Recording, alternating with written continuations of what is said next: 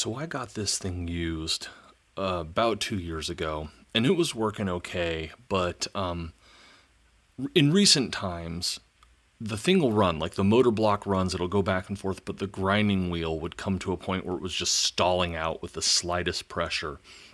And I couldn't understand why.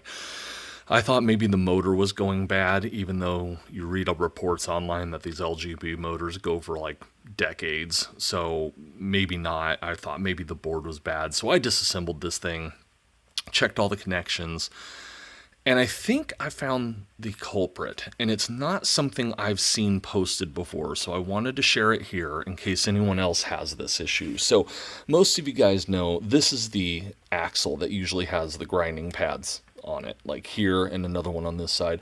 A lot of people will tell you, oh, you need to take this off. There's a whole bunch of like nylon filament that gets stuck in it, and you need to pull that off.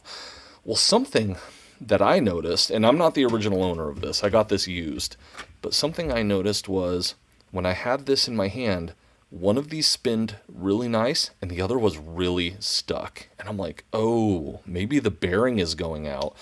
So I pulled these off, and you'll see these little bearings, these ball bearings. And right here was just layer upon layer of that thin nylon string hair, like stringy hair.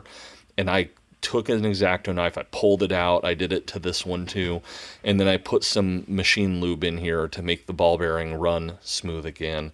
And I suspect that's my issue, is that this wheel axle had so much friction that it was causing this motor to overheat or put too much force back on it, and it would stall it out.